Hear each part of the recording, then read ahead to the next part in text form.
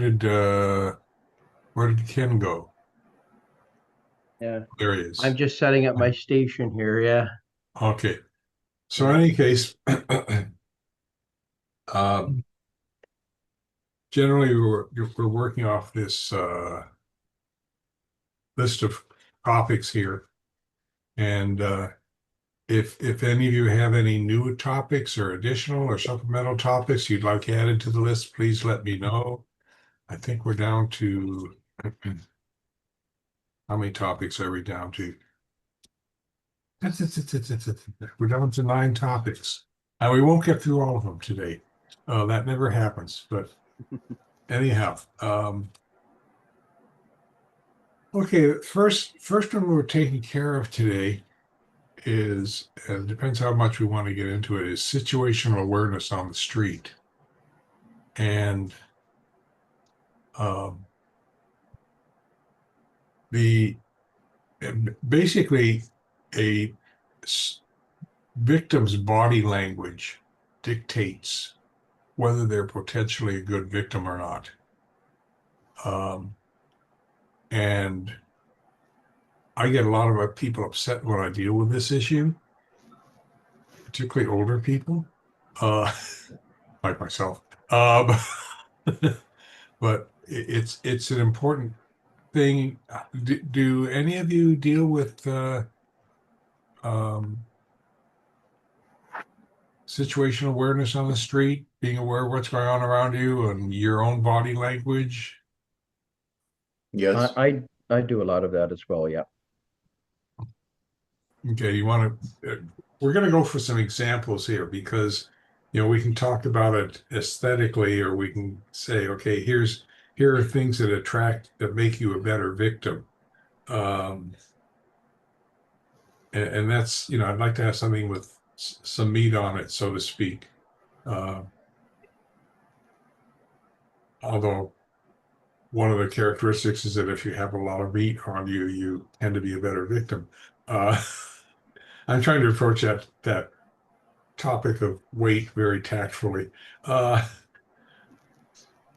but what are some things, Ken, that how do you deal with it in the dojo or in a presentation? Yeah. Hi, George. Was that question addressed to me, George? Yes, Yeah. Okay. Great. actually So everybody, but yes, you. yeah, And yeah, yeah, anyone can chime in.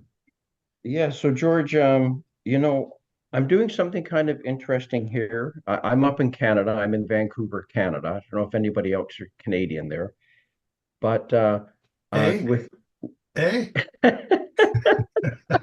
thanks, Dave. Sorry, So kid, I couldn't resist. that was good. That's thank you. They're perfect. That's great.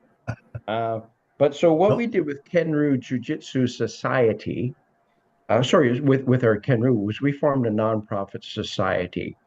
And already some of our partners, we formed our society just 1 year ago, March 15th. And so with our society, we get access to public facilities at nonprofit rates, half price or sometimes free, donated in kind. And so we have one of our partnerships is with the city of Abbotsford Parks and Recreation. And currently, I am facilitating an internal martial art form there at the city every Wednesday morning, 10 a.m. We're doing internal martial arts soft form. I'm going to say like a Tai Chi, a Japanese interpretation of Tai Chi. But the other thing that we do is we do personal safety talks, and it's a 90-minute presentation, and it's all about how we are communicating when we are out in public. It's about awareness. It's about what tone of voice are you using, when and where are you interjecting with people, how are you interacting, how are you conducting yourself. So it's all of those things. When are you choosing to engage with people? The talk is called De-escalation with communication. I'd be happy to share it with anybody who wants it. So it's in our instruction booklet, and the presentation De-escalation with communication deals with all of those issues. Assessing threats, like, do I want to speak to this individual? Do I want to have an encounter with this individual? if this individual chooses to have an encounter with me, how do I mitigate risk? How do I manage that in my verbal and nonverbal communication and protecting my personal space? Very well received topic, very well received talk. And yeah, so that's one of the things we do. We actually have a de-escalation with communication presentation. Okay. Yep. Any other Sure, I'll jump in. We did it occasionally in a regular dojo, but when we would do women's self-defense classes, the female assistants that I had, one of them would just walk across the room and twice.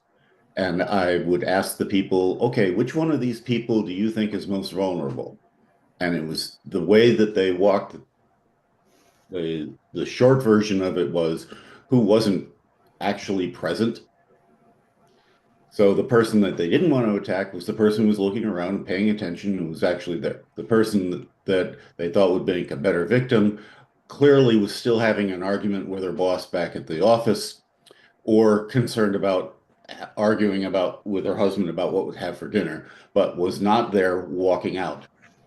I did take them once down to Metro Station near us and just stood there and watched people coming out of the Metro at 5, 6 o'clock and keep track of how many people here would have made good victims. It was amazing how many people weren't paying attention and would have made good victims.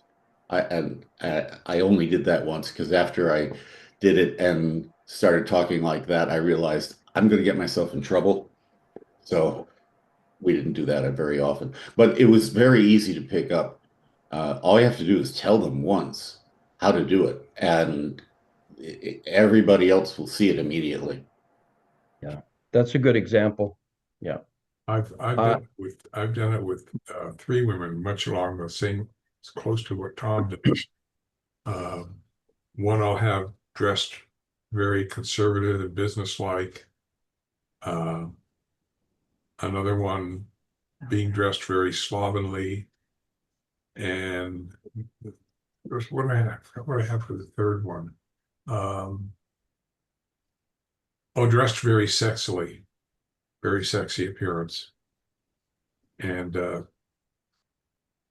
it's amazing how many people pick out the sexy one as being the best victim, when in reality it is, anyone want to venture which one is going to make the best target?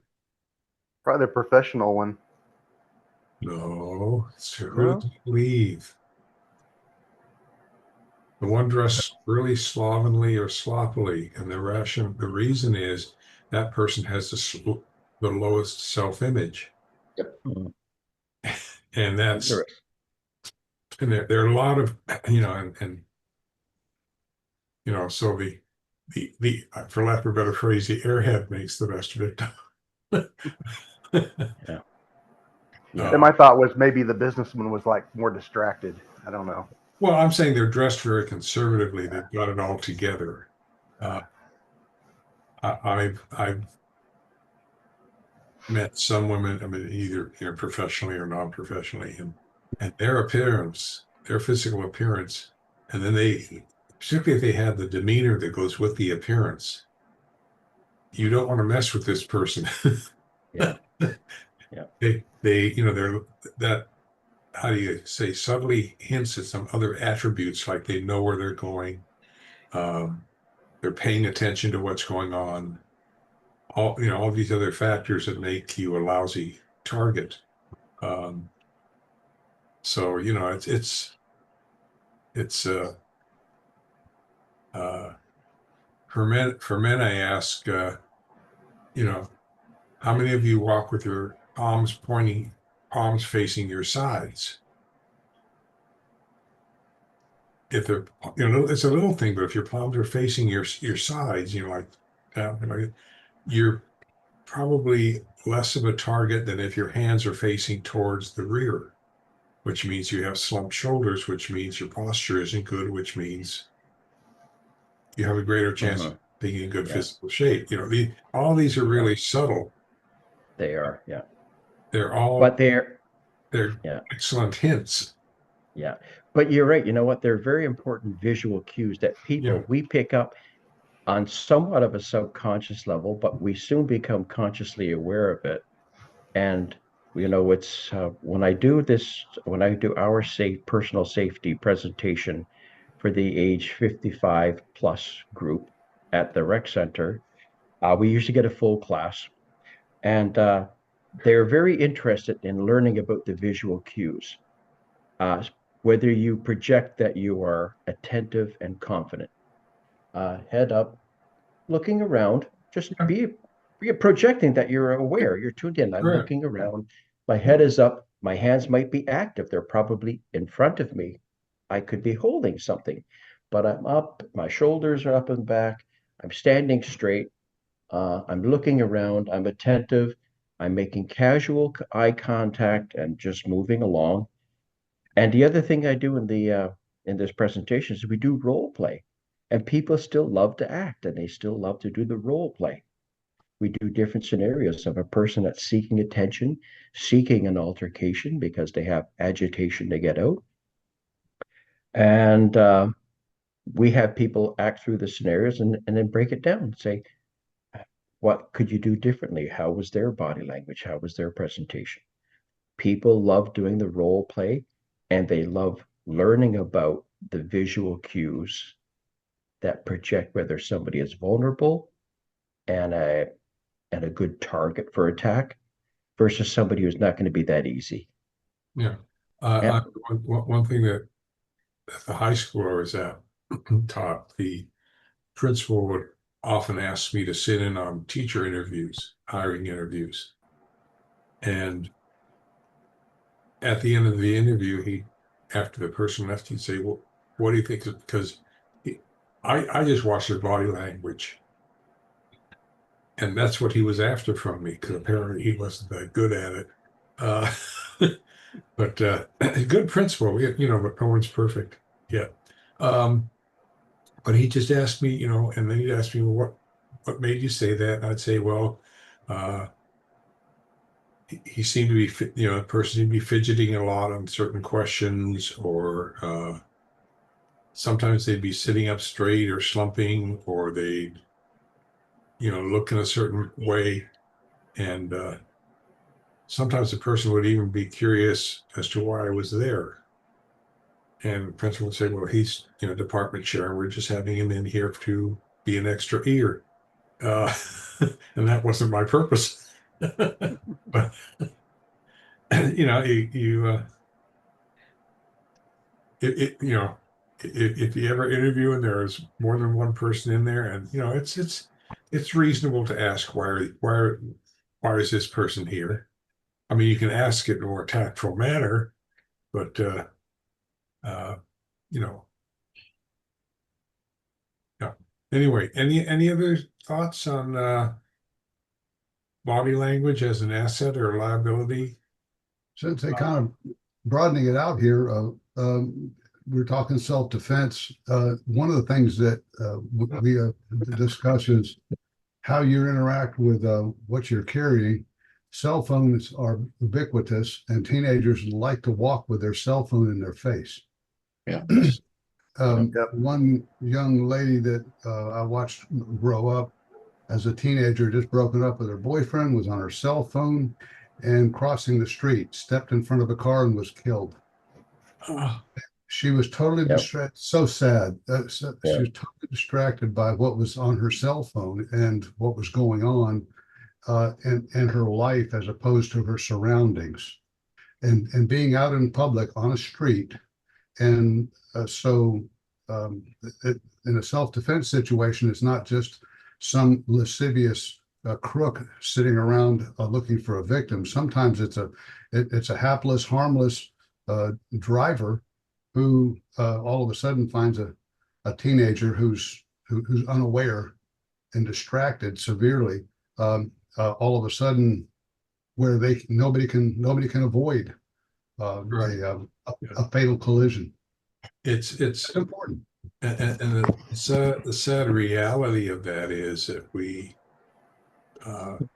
try and shield young people from seeing things like this. And yet, if they see it once, it tends to stick in their minds. Um, Junior high, where I taught at, we had a couple of fatalities right as school let out, kids hit by cars. And and that's when teachers, we used to be had before school and or after school supervision duty. And it's really tough on kids, but they remember things they remember stuff. And you hate to I went back to my high school days when I was in what was it called, driver education. They used to have a class on that, and if you were successful at that, you got to take driver training, which was actually behind the wheel training. Um, but the teacher says, we're going to spend 10 weeks in here, and most of you will forget what I've said. I said, but if we could go to the county morgue, and you could look at some dead bodies from traffic accidents, it would make more of an impression upon you over anything I have said. And that's a really sad reality check and commentary, but that's the nature of human nature. I hate to say, once you've seen someone at the short end of the stick, it does change your perspective and how you look at things. And anyhow,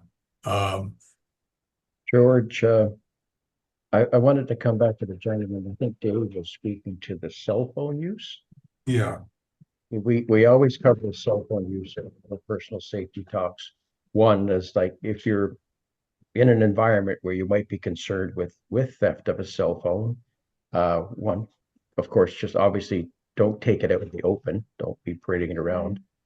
The other thing we mentioned is like, as opposed, we see people today that not only have the cell phone here, but they have earbuds in, they have a hoodie up, they have the hood up, and they're totally locked here.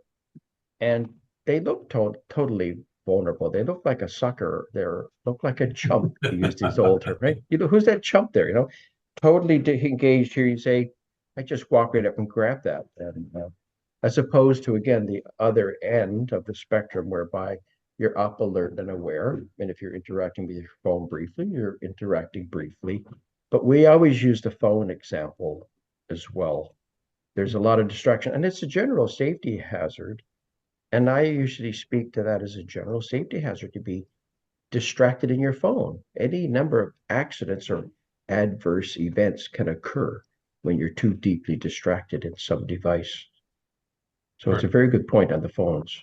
Yeah, one thing, because I wear hearing aids, I can run my conversation through my hearing aids, so I can have my phone in my pocket. I can hear the guy, and I speak, and it goes in through the earphones back. But it's still a possibility of being distracted because I'm so involved in the conversation with the phone, even though someone may wonder who is he talking to other than himself because I'm not holding anything. That it still is a distraction. And for young people that wear the earbuds and they're listening to music or what have you, and they have, I've often thought I should have a fourth lady, conservatively dressed, but earpods, sunglasses, but with the horse blinders on them. For those of you that because that's essentially what you're doing. I mean, you are closing out all of these visual and audio inputs that could be protecting you. And that's hard for young people to how do you say, accept unless they see something like what happened with Dave's student. Was it the girl? Yeah. It was just a friend of the family. Yeah. Yeah. Yeah. It just, and that if they could see that either happening or maybe a picture of her from the morgue, it would make an impression. But we I think we try to shield people, and people don't like to see or hear about violence for that reason. There was an incident yesterday where I don't know whether they do it in your state too, but whenever there's a high-speed chase on the freeway or even a low-speed chase somewhere, they cut out from whatever the actual TV program is and go to that. And it turned out yesterday the car that was being chased decided to swerve into a dump truck, which basically ripped the left half of the car off. And the commentator said, we're not going to zoom in because the CHP is now trying to deliver CPR to the driver. And I can understand they don't want to get people upset, but maybe getting people upset gets them to be a little more cautious. And I'm sure Ken has run into this and Tom has run into this. Whenever you're talking about self-defense to people who are generally oblivious, sometimes they get upset because they don't want to accept what you're saying. And that's I think the hardest part of self-defense is once you've seen it on the street, you tend to be a lot more sensitive and aware to it. That doesn't mean you should go out and become a victim, but it's hard to get the people to accept that reality unless it actually happens to them or someone they know who's very close. So does anyone do anything different in terms of developing situational awareness among students? We've done the same thing in our dojo that Tom and Ken mentioned. And we don't take a long time with it. Periodically, we'll take about 10 minutes out of a class and discuss it. Yeah. One thing I did at the I was teaching self-defense at a local Valley college for a while back in the 70s or 80s. And what I would do for their final exam, because it was an evening class, was that I had 5 or 6 of my black belts on the campus at various spots, and they would have like white tape on their wrists, on their upper arms, across their head, and the students had to follow a certain path around the campus. And of course, campus police were aware of this. I'm not totally stupid. And what would happen is if some of them made it along the whole path without being confronted at all by one of my black belts, some were confronted by 2 or 3 of them. And if they saw it, I said to the students, if you see the white tape, this is a person who is attacking you as part of your final exam. So, they're aware of who you are and just treat them accordingly. And it worked fairly well. But I also told them, if you're attacked by someone who is not wearing white tape, go for it. Because now you really are being, none of them ran into that. But it was,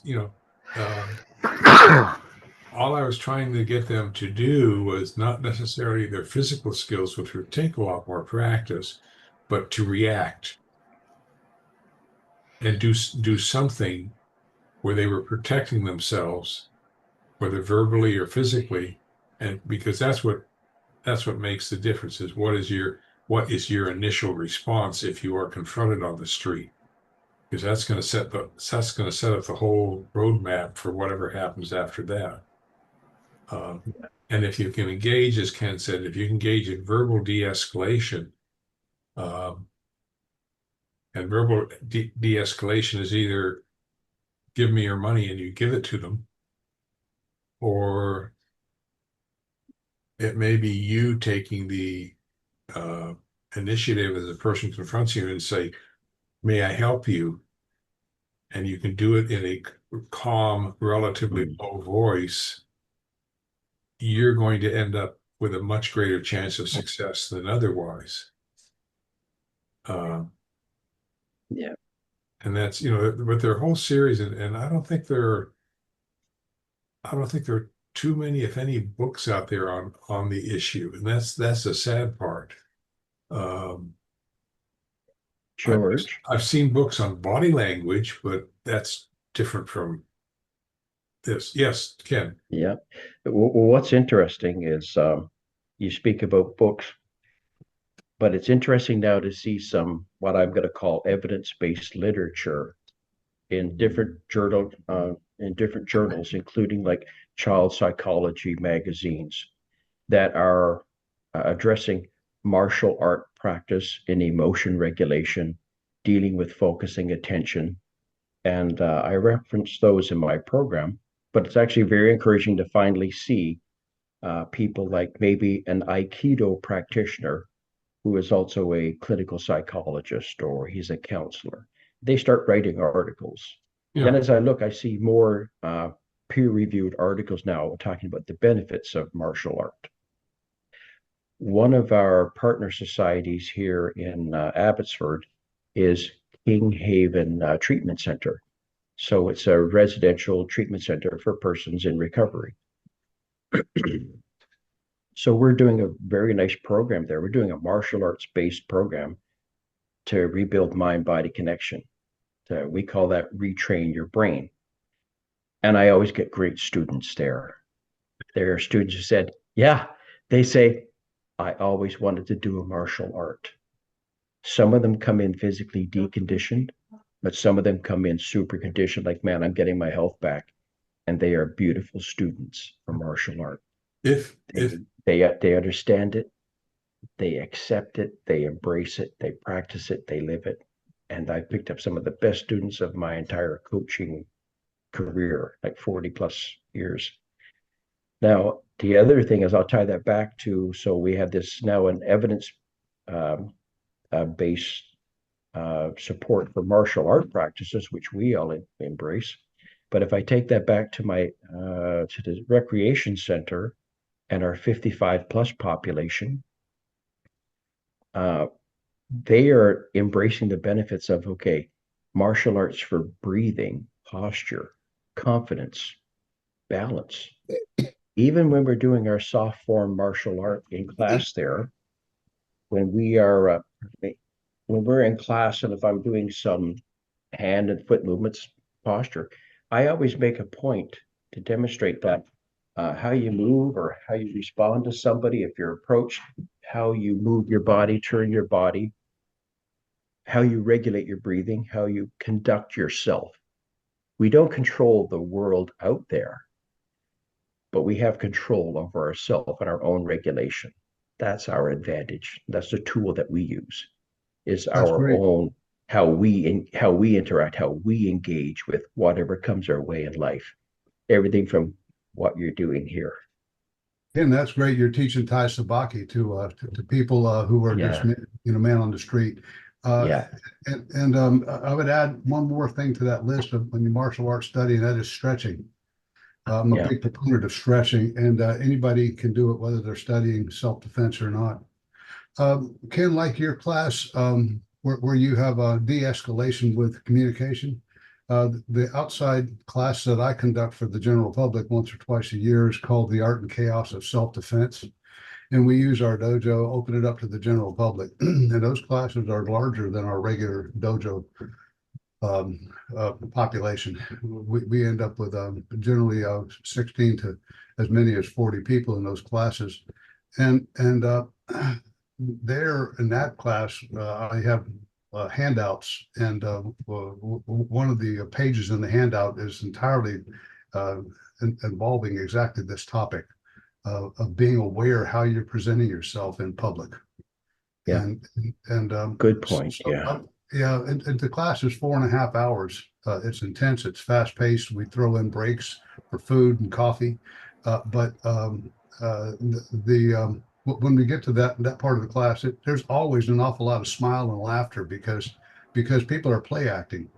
So yeah, it's a fun topic, but it's a very serious topic. Yeah, I think what both of you are saying one thing, which is important in any discussion. You have to do it with a certain amount of humor to balance out the seriousness of what's going on. And if it involves play acting or something that people can laugh at, because they will remember more that they laughed than, oh my God, that's horrible. Yeah. Humor opens up the learning channels. Yes.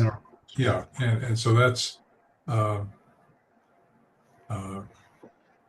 mean, that was one of the things I learned early on in my teaching career, and is that you have to have a sense of humor. Sometimes, if I go back to my classroom, some of my jokes or responses were so bad that the kids would literally groan. And if enough kids groaned at the same time, then the whole class would crack up in laughter at the groan. So, my attitude was, I don't care why you're laughing, but the laugh indicates that something worked, and there was a sense of humor involved. Yeah. And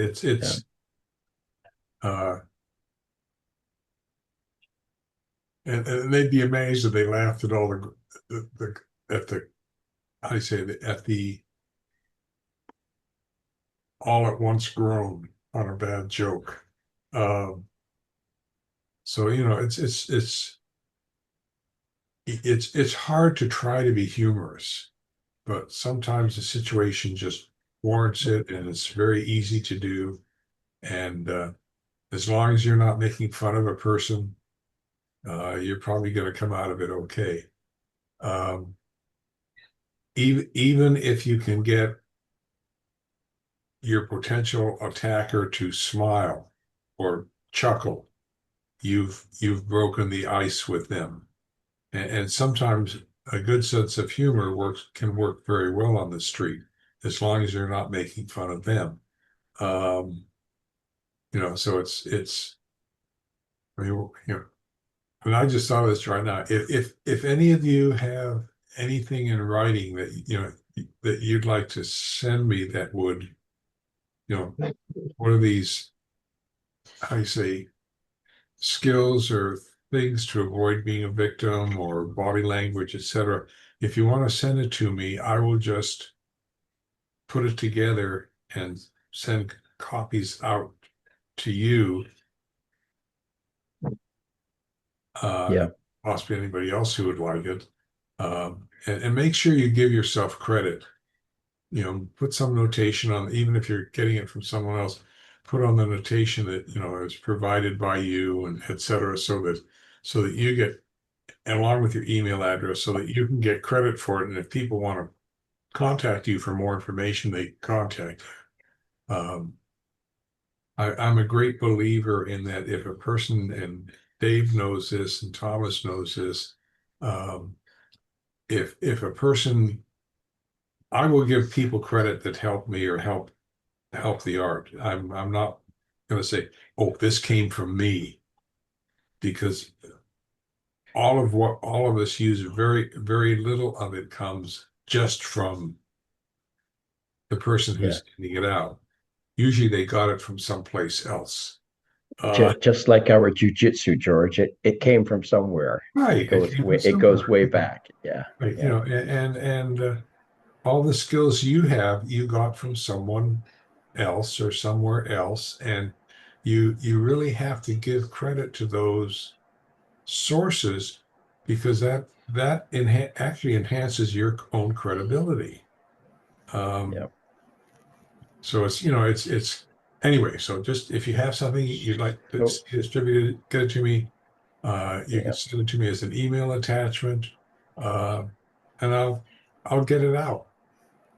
George, I will send you so I have several pages, I think it's 4 or 5 pages of my booklet that I use for in the de-escalation with communication. A lot of the content deals with identifying agitation, because people that we mostly encounter, most people that we're going to have an adverse encounter with are experiencing agitation and perhaps acting out on agitation. So in that, I describe symptoms or signs of Okay, that's good. agitation, and then how best to respond to an agitated person. Right. Because that's usually what most times, statistically, it's an agitated person, and they're agitated for any number of reasons. Just the other thing, Dave had mentioned the success of his classes that they open up to the public, general public. And so when we started Kenru Jiu-Jitsu Society, we said, okay, what is the untapped market that might appreciate traditional martial art, and including all the physical practices that we incorporate. So I went to King Haven Treatment Center, to the Abbotsford Rec Center. And the interesting thing about the Abbotsford Rec Center doing a free program for age 55 plus, talking about martial arts, demonstrating for them who we are, what we do as martial arts practitioners, offering them some classes in soft form and personal safety. We're influencing, in this case, 55 plus population. So let's say these mature adults and seniors, they have children and they have grandchildren. Yeah, right. Now they have grandchildren. Now, one of my students was a senior city councilor here in Abbotsford. He's a member of the community. His family's been in this community for generations. He's a senior councilor. So one of his first questions for me, he says, "So I got three grandsons. What martial art should I put them in?" Right. So there you go. Like that's how you reach. That's how you do your outreach in the community. For me, that's our approach. That's how we do our outreach in the community. And when I was president of the Abbotsford Judo Club, which is one of the largest clubs in North America, uh, when I became president, we had a small club, modest 115 members. And then with Mr. Suda, Sensei Suda, I said, you know what? We have so much to offer in the martial arts. I said, we really have to go into the community and show all the great stuff that we have. And we tripled our membership. We went up to 350 members. We're still at 350 members. One of the largest judo clubs in Canada and therefore in North America. But it's that community outreach showing the value that we have for the general community, right? Not just being like an elite judo program, a competitive judo program. So I find connecting with people is what produces results. Okay, good. Yeah, it does. I mean, Yeah. I spent most of my teaching has been through community centers. I was fortunate to be able to teach it as a junior high school PE class 4 hours a day. I was in much better physical shape back then. Weighed a lot less. And that was 4 hours a day, 5 days a week. The kids loved it. The parents loved it. The administrators loved it. If the only rule I had for the kids was, if you start a fight on this campus, you're out of the class. And because the principal was concerned, well, they're going to learn these skills. They're going to, if we didn't have one good fight a week at that school, there was something seriously wrong.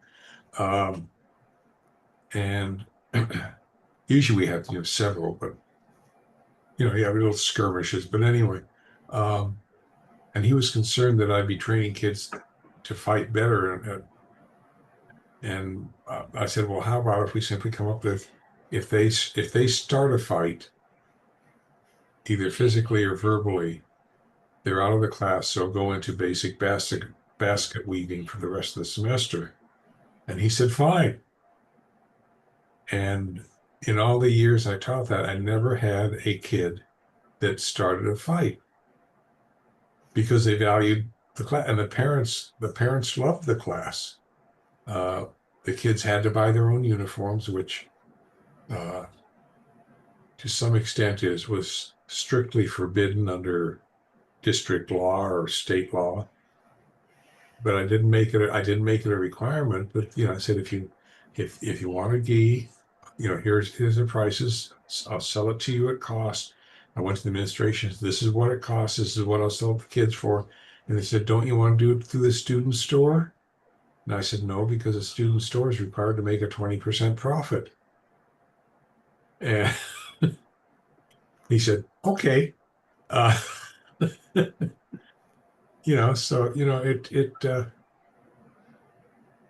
say you have to establish, if you can establish your clientele and work with them, you're going to get more students. And the jiu-jitsu class is always filled up. One reason was because kids could take it instead of a regular PE class, and they could take it for up to 2 years. So that I got to know a lot of kids and their families very well, and I think that's one of the rewards of being a sensei, is if you can build that relationship with your students, you're going to get to know them over a couple, 3 years. You're going to get to know their families. You're going to make connections. Parents will say, oh, when you get to that junior high school, take this class. Or the kids themselves will say, you got to take this class.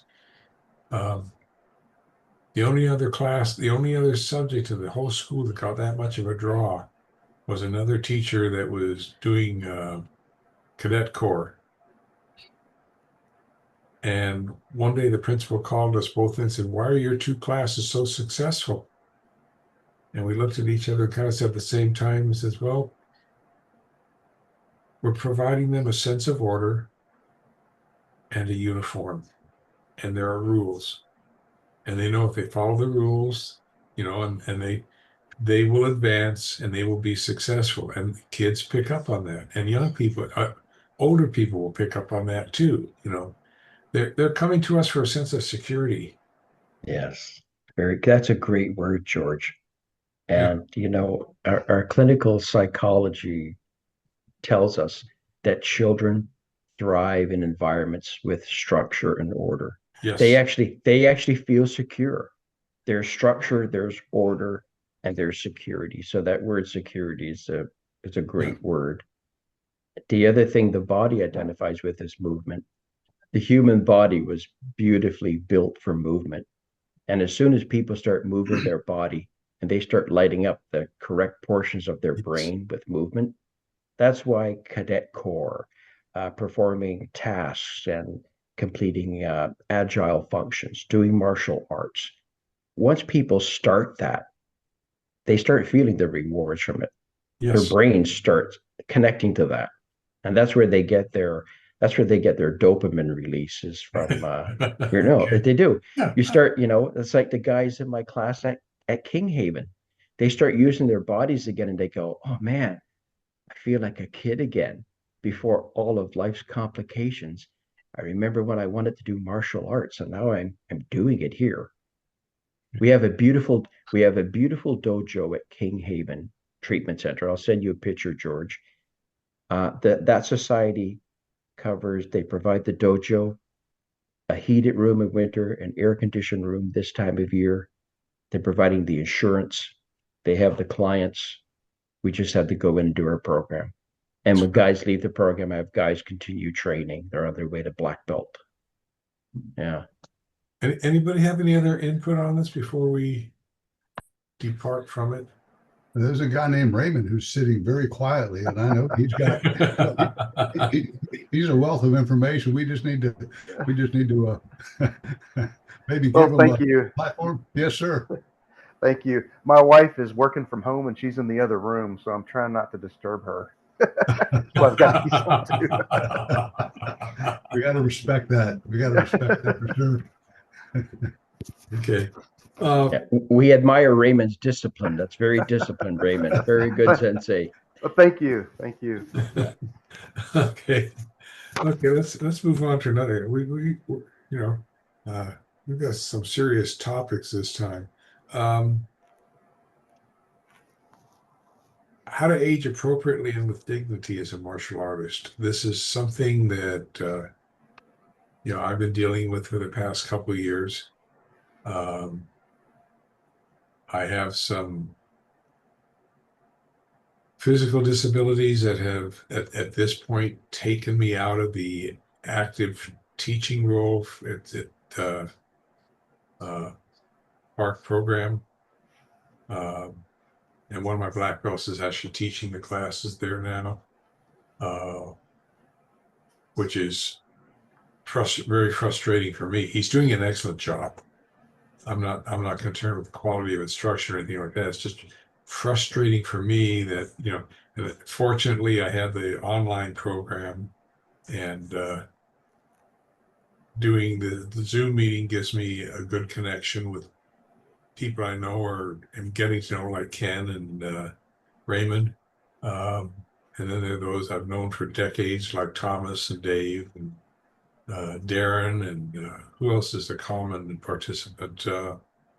Tom Deneen. Some of these people I've known for decades, but as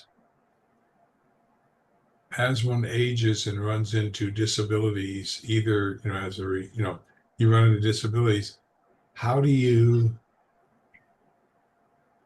I guess the question is, when is it time to step off the mat? And that's a hard question to answer, because I haven't really done that yet.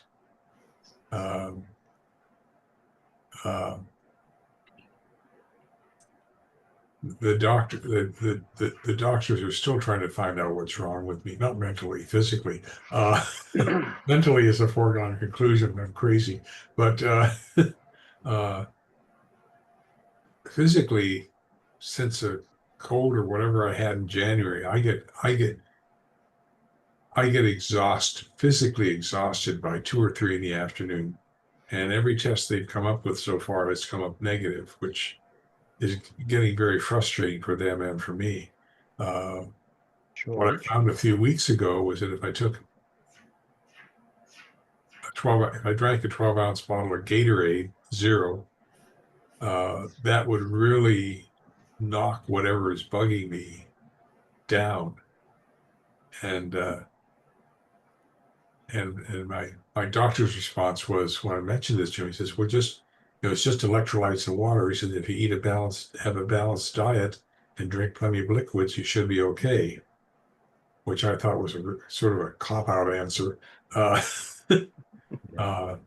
George, I've checked stuff online, powders and pills. It's all Gatorade is basically sodium and potassium, and most of the pills and powders have a much higher sodium content, which at age 81 you don't want to have a lot of. It's like the Gatorade is like 16% of your daily salt intake, and most of the powders and pills are something like 30-40% per pill, and they want you to take 3 or 4 pills a day. And so it's sad when you get older, you have to look at the ingredients of stuff. So I drink a bottle of Gatorade around noon, and that gets me through the day. Otherwise, by 4 or 5 in the afternoon, I am dead. Sensei, some of us just give into it and take a nap around 2:30. Yay, seniors nap. See, I'll do, sometimes I'm so tired, I will do that, but I found out, if I take a nap, I really don't wake up the rest of my day is I'm sleepy. It's my, Mhm. I guess, what do you call it? Circadian clock. Rhythms are thrown off. Yeah. Yeah. It's messed up. I take a Thomas Edison nap. I'm down for about 10 to 20 minutes and bang, up and running again. Yeah, it's Good. I've got to find, I have to find that balance. So, Yeah. and Dick Van Dyke is 99 years old now. He says that he gets up in the morning and does an hour of strength training, an hour of aerobics, and then he takes an hour nap. Oh, okay. Uh, Yeah, then it's, I can sit around all morning, or I can do yard work for 2 or 3 hours. Whatever I do physically doesn't matter. I keep running into the same problem around 1 or 2 in the afternoon, and they just have not been able to find a hey, cause. George. So did you have your sugar levels checked? Your glucose, your Yeah, I sugar? do monitor that. It was high, and for a while it was close to diabetes. What's the lesser diabetes? Type 1 or is it 2? That's Type 2. Yeah, is it, later in life. Yeah. yeah, and I'm close to that. So he says, if you do the needle Yeah. glucose test once a week, that's just to keep a track of it. He says, you're still within. I'm in the high normal range. Okay. And he put me on Ozempic, Mm. which has also brought my weight down in 4 months, maybe about 5 pounds or so. But it's something, it's brought the glucose level down, and uh, So so but that hasn't changed anything. And that's, they're trying things, but nothing. They haven't found the magic potion yet. So my suggestion to you is you need to continue your martial arts practice. Yeah, I And agree. can I tell you guys why? And by you guys, I mean you fine gentlemen and sensei. But 1 year ago, so today I'm 195 pounds, and I'm a pretty solid, pretty muscular 195. March of last year, 1 year ago, I hit 222 pounds. And a lot of that was edema. I had a big round face. I didn't realize I had a sugar problem until my vision went blurry. Now, I'm a healthcare professional. I worked 35 years in hospital as a respiratory therapist. So my vision went blurry, and I thought, okay, why is this? Go to my doctor. She said, oh, you have type 2 diabetes now. She said, you were pre-diabetic, and now you are diabetic. It's type 2 diabetes. So here's the medications and prescriptions, here's the blood pressure cuff and all of these things. But what I did was I dropped down from 222 pounds to my current 195 over the past year. So I had to cut out processed foods, ultra processed foods, most simple carbs, those fast carbs, potato chips, alcohol. I had to cut out all of that. And I went back to my martial arts practice to help to work, right? So I managed to beat type 2 diabetes after my doctor said, your vision is blurry. Yeah, you're diabetic now. You have to stop it. I had to, one, use my muscles, drink water, eat a healthy diet.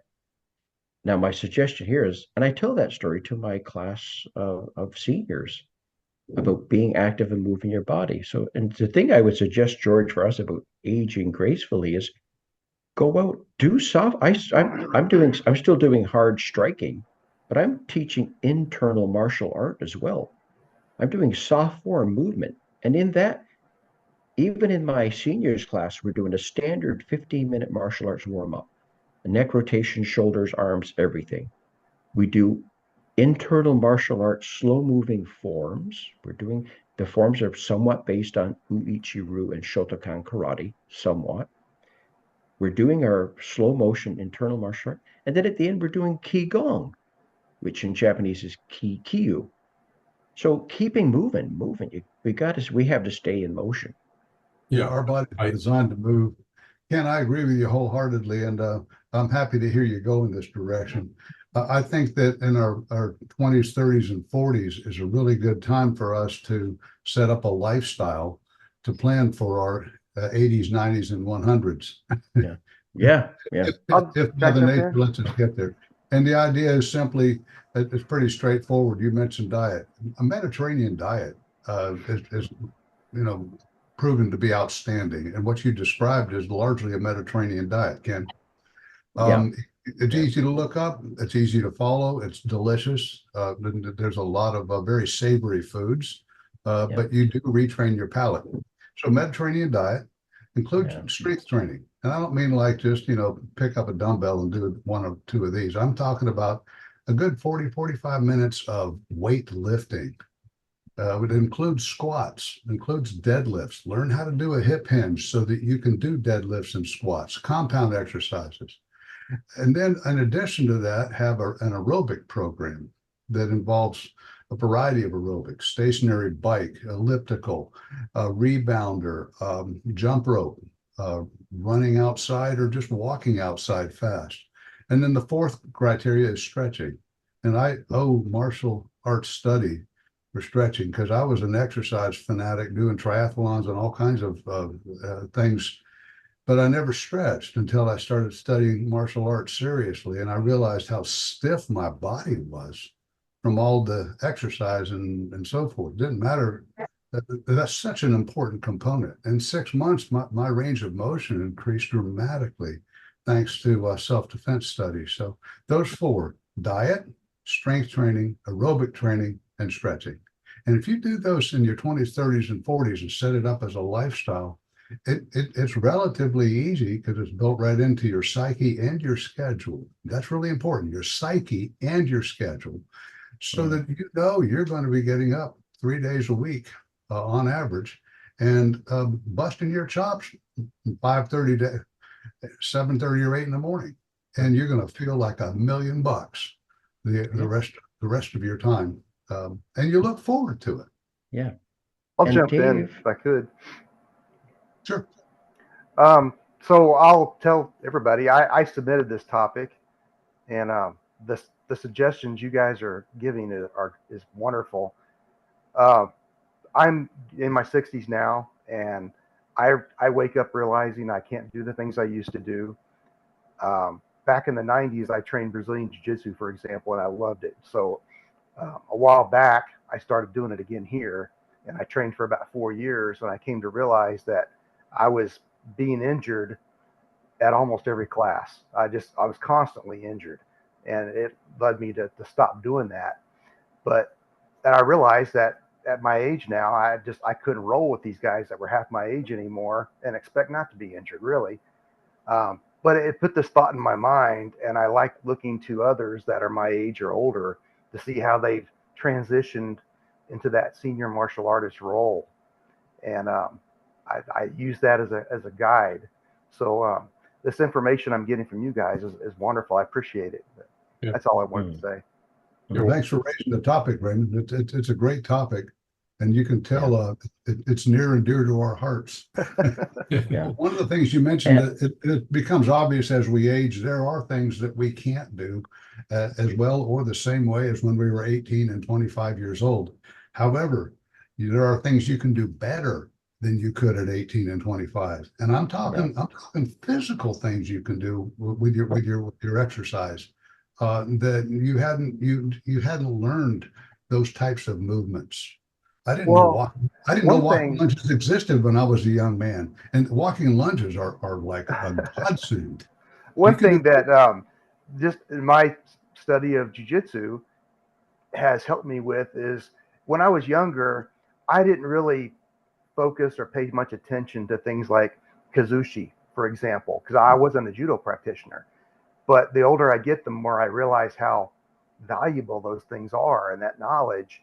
And now, in my 60s, that's something I can still do. I can focus on that and I can get better at it. So that's one of the things that jiu-jitsu is teaching me that I truly value, and I can pass that on to my younger students and let them know, hey, when I was young, this didn't really mean a lot to me, but now I see the value of it. So I'm giving it to you now while you're young. Yeah, that's a great point. Yeah. That's a really valuable point.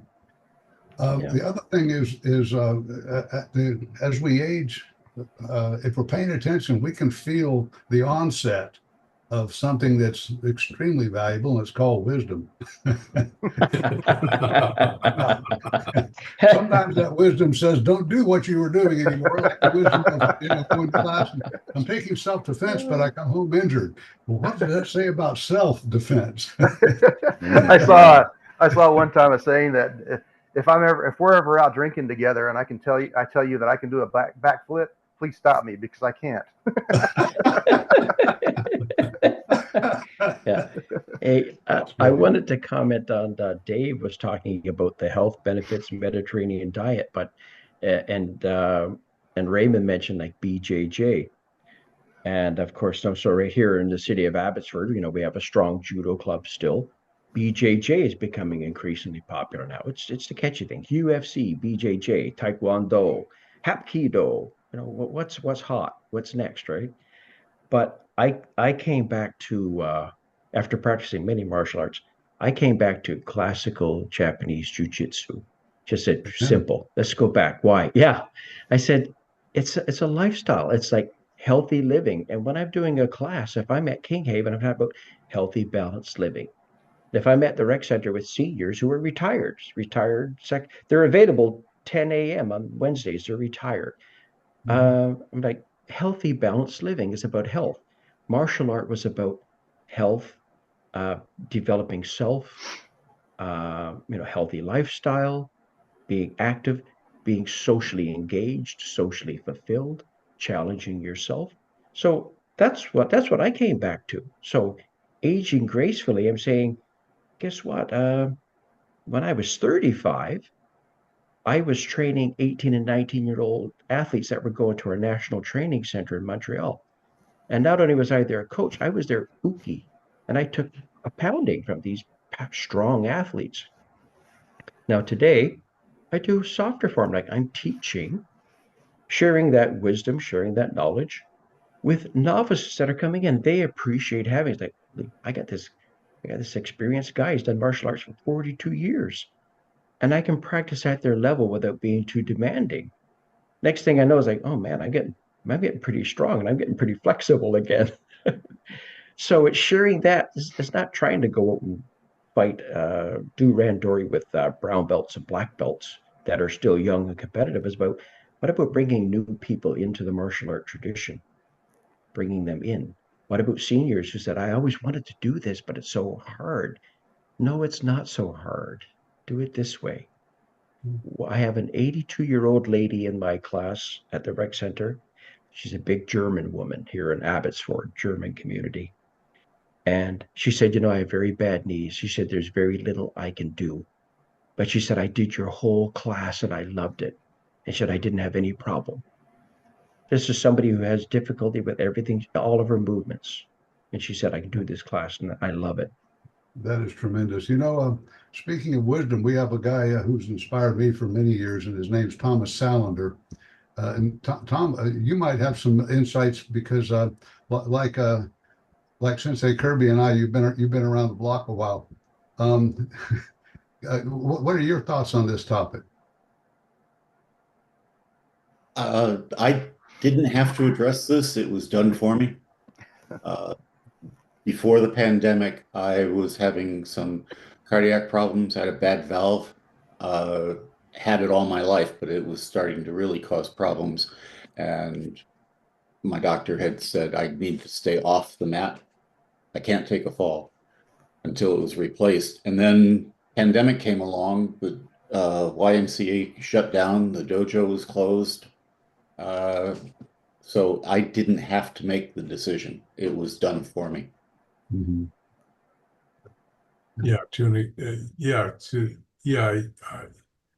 I'm sort of in the same boat. The pandemic sort of shut things down. I mean, I had knee replacement, and during the pandemic, I had a shoulder replacement, and both of those restrict what I can do on the mat significantly. One of the things, let me just mention two things in the context of what's been said.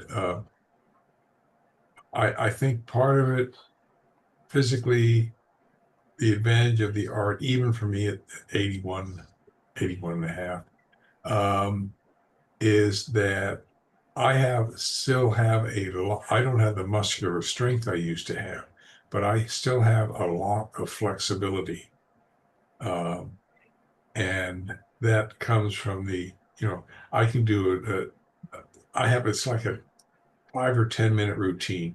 Seki had us do it at the start of every class. And I still do it. And it's just basically stretching exercises. The intent is not to build muscle, Tremendous. maintain flexibility. Yeah. And for older people, that is so critical because if you don't have the flexibility, you can't. What's the 4-letter word?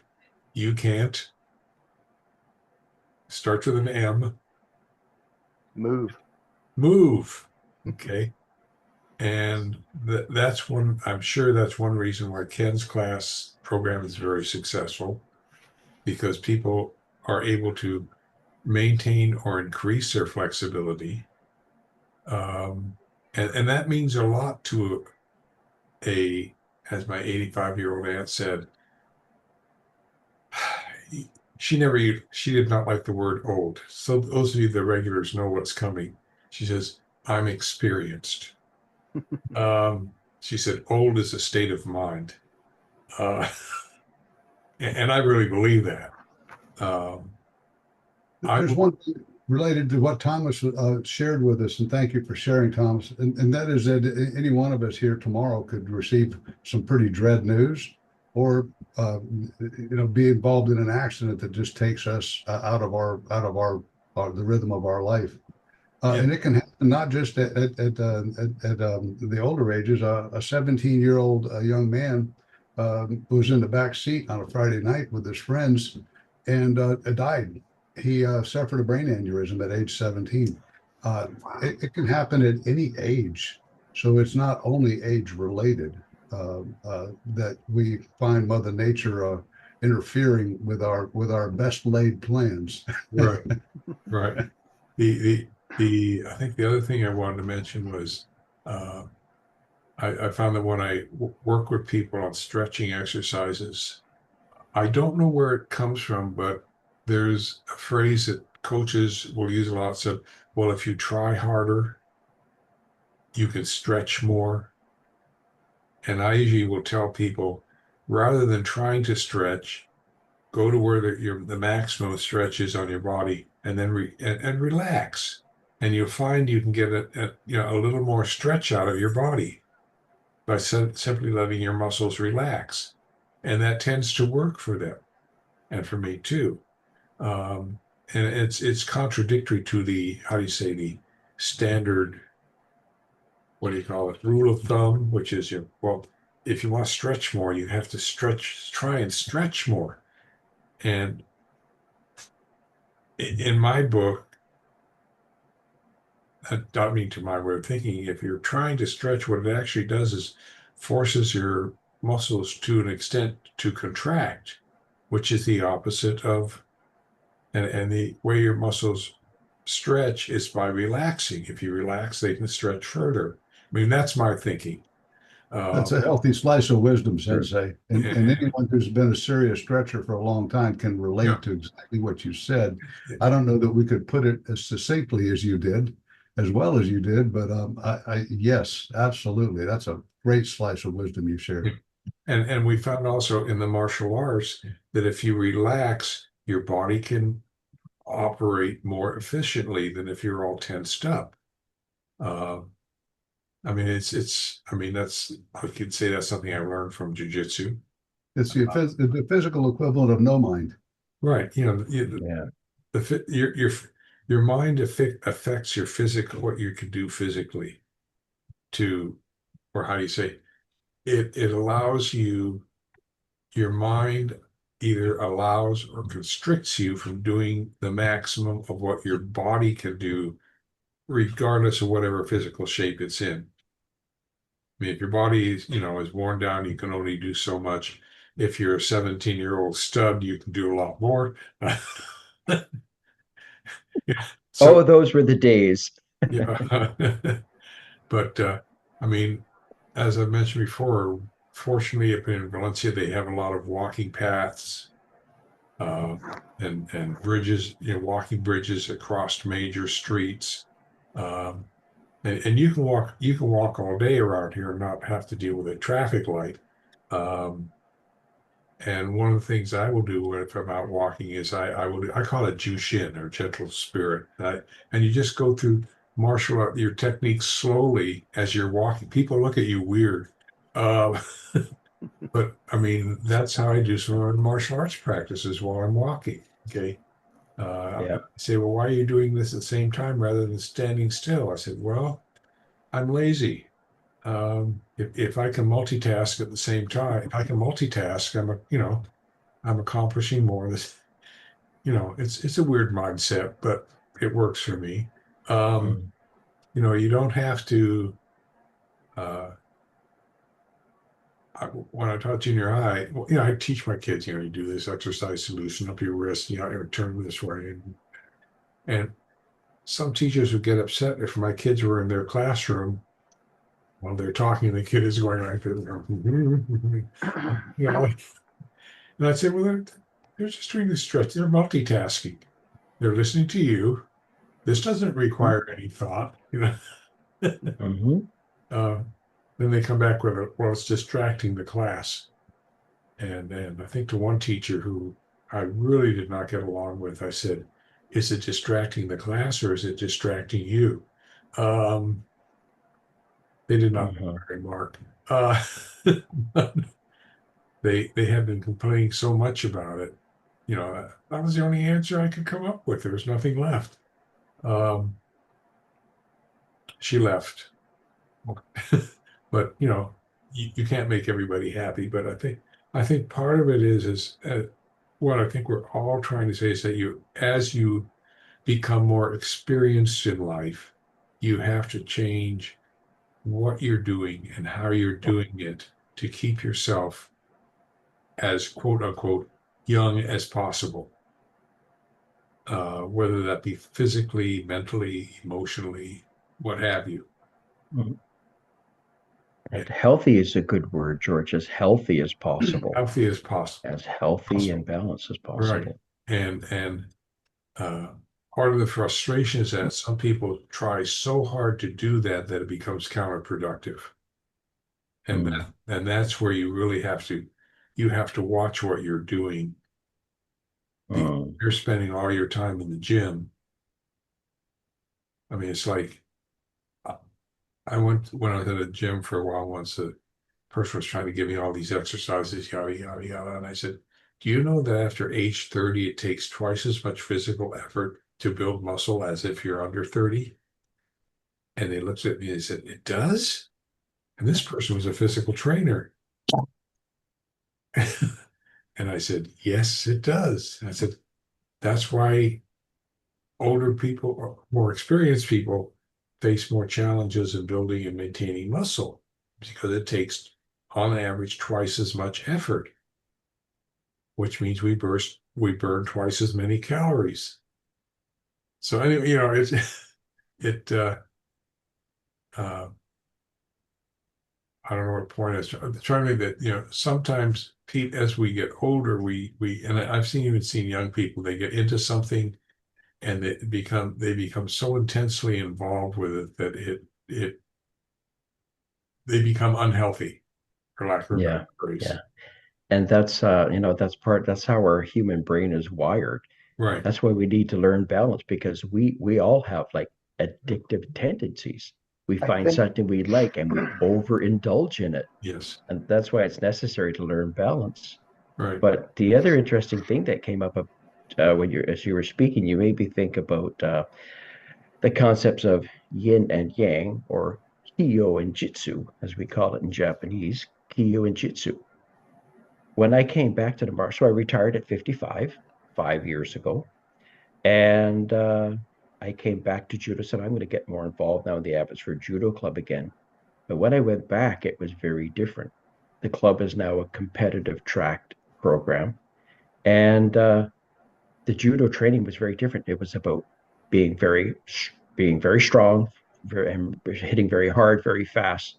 And instead of being judo, the gentle way, I called it power for rudo. the powerful way. It's all about speed and power. It was very different. So I thought, I'm coming back. How do I come back and practice a soft martial art? How can I still use all of these jujitsu techniques, but still be calm and relaxed and fluid and smooth? Use Tai Sabaki and Sugi Ashi. So that's why I came back to the softer form. And I wanted to ask Sensei Thomas there if he's looking at doing softer martial art form, softer movement, easier practice. Thomas? I do. Actually, I'm one of the crazy people. As George was doing the hand flow stuff, I walked down the path in our neighborhood doing that. So yeah, it fills in automatically as we go along. Keeps me occupied, keeps other people away. It's really useful. Yeah, I think the key is that can be either KEY or KI. The key is that one of the nice things about jujitsu, or I think any martial art, is once you find a way to incorporate it into your normal, whatever normal is, once you find a way to incorporate it into your normal life, you can practice it in almost any environment. It may be, even say hi becomes a martial arts movement. Scott Anderson, who he sent me an article written by some Russian person the person was dealing with the argument of Eastern and Western differences, philosophical differences in the martial arts, in terms of the mental, the emotional, the cultural differences. There's a really very good article. You have to follow it very closely, and I need to ask him for permission. The author is probably long extinct, but it takes the author refers to wushu and bujitsu, rather synonymously, and the differences between the Chinese, the Japanese interpretation, and the older version and the current versions of martial arts. And the older version essentially is more all-inclusive, and wushu and bujitsu are not just the physical aspects of the art, and we look at the term martial art as referring to karate, kendo, jiu-jitsu, judo, aikido, BJJ, MMA, frying pan kata, whatever you want to call it, but the concept of wushu and bujitsu actually deals with many other aspects of our lives as well, not just the martial arts. And he made a beautiful argument arguing for this, that martial art does not necessarily refer to the Western concept of self-defense and things of that sort, but it can be the art itself, or it could refer to anything you are doing where you are practicing it and trying to make it a what's the term? A consistent pattern of learning and practice. It could be how to make a cake. And so it's an interesting article, and I would put it in Kokoro, except it's 10 pages long. And that's a bit long for Kokoro. But I went back to look up the link for it, because he gave me the link, along with it. And the link is all in Russian. How many of you speak Russian or can read Russian? I didn't think so. Yet. Yet. But if depending on what kind of computer you have, I can just push the word translate and it all switches to English, which is nice, but most people won't go through that hassle. So I'm trying to find a way, I need to talk with Scott, say, is there any way I can put this out there and not get in trouble for it? So because it's a worthwhile read. It takes some thinking, but it's a worthwhile read. And I think that's part of what we're talking about is that, some instructors think, well, I'm too old to do a martial art. I'm too old to do this. I'm too old to do that. And what some of us have figured out as we become more experienced in life, not to use the word old, is that we found different ways to do the same things. And that's what keeps us, to an extent, helps keep us going. And there's, yeah. George, my jujitsu sensei, he came to Canada from Romania. So he grew up in communist Romania behind the Iron Curtain. And he wasn't even sure what to call his classical jujitsu. And I would say it's more along the lines of the Aiki jujitsu. Okay.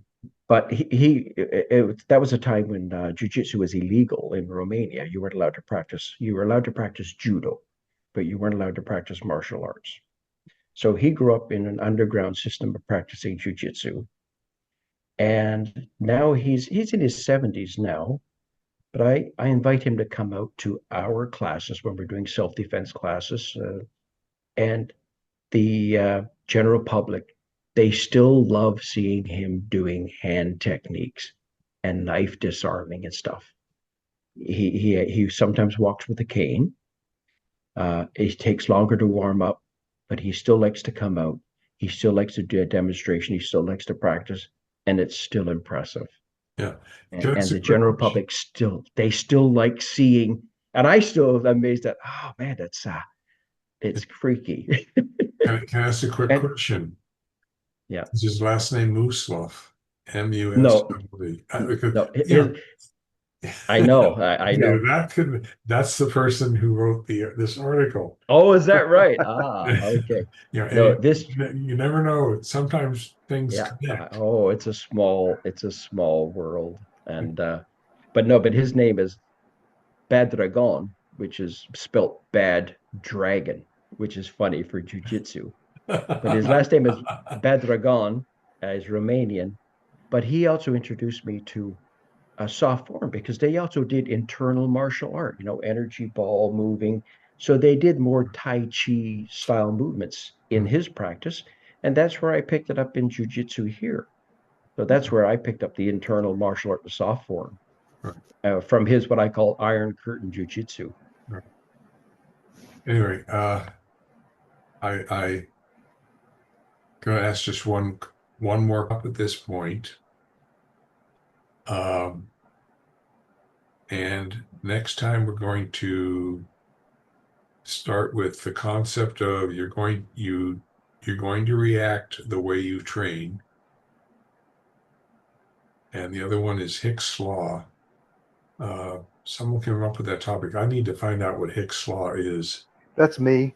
It's basically the law that states the more choices you have, the longer it takes you to make a decision. Right. Okay. So in any case, that solved that problem. We'll have to cover the topic now. Yeah.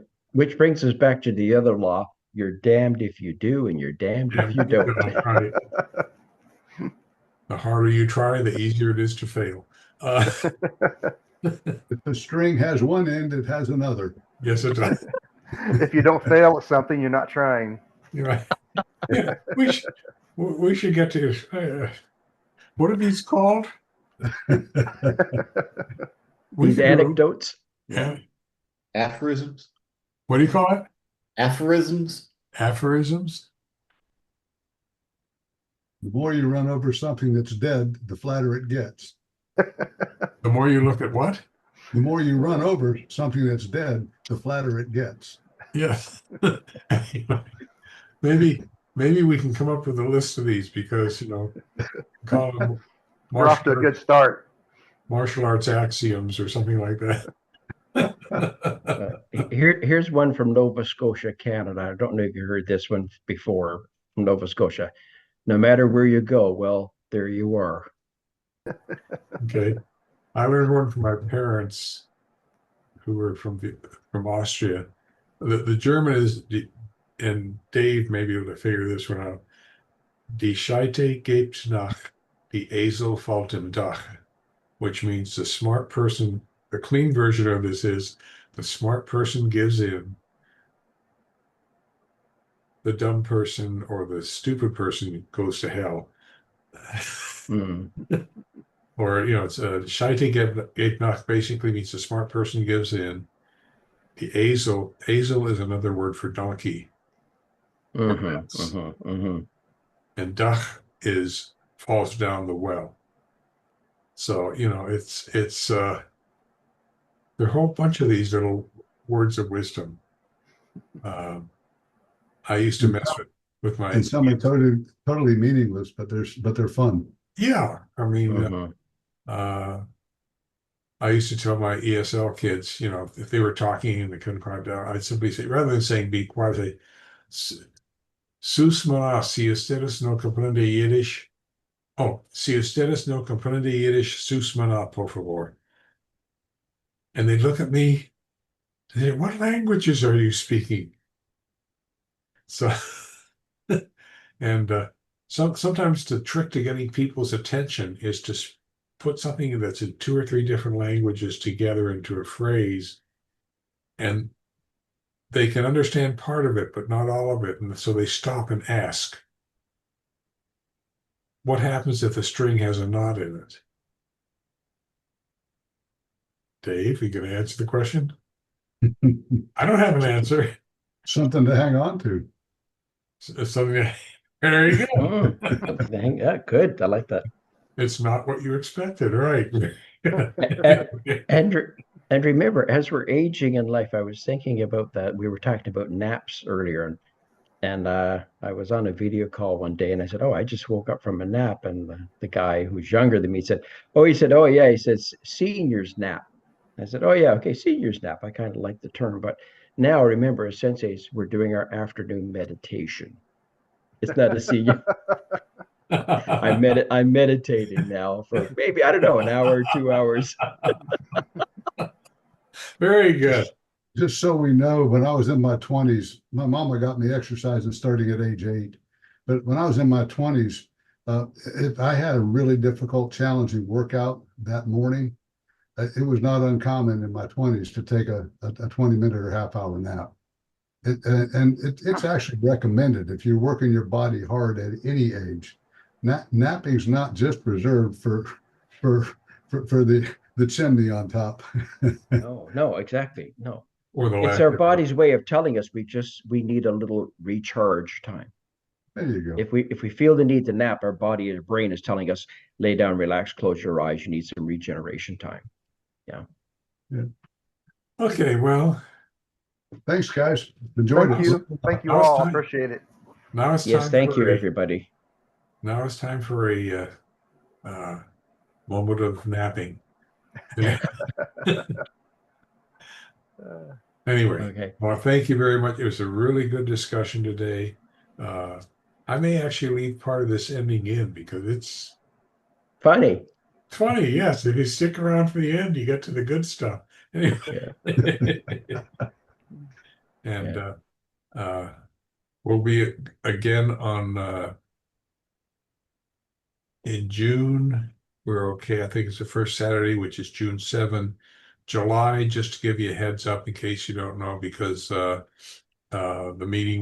Zoom meeting would be normally on July 5th, but it's the July 4th weekend, and some of you may not be around, or some of you may have had too much of a blast on the 4th. The 5th. We're going to postpone that meeting until the second Saturday of the month, which is, I think, is July 12th. 12. Is it 12? 12th. Yeah. So that's, that would be for July. I mean, I would do it on the 5th, but I don't know what problems, or what your situations would be. So you can go out and have fun on the 4th. Just don't drink a fifth. And drive.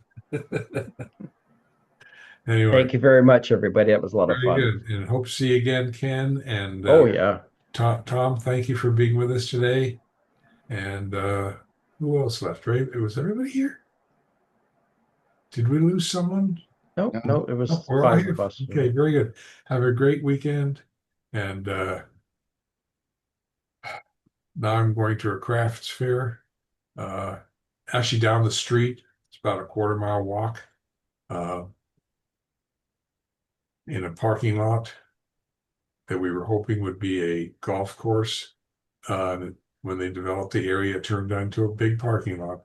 So anyway, have a good weekend, and we'll see you in June. I mean, yeah, June. All right. Okay. Take care. Thank you. Bye all. Bye. Thanks again. All right. Bye, guys. Bye-bye.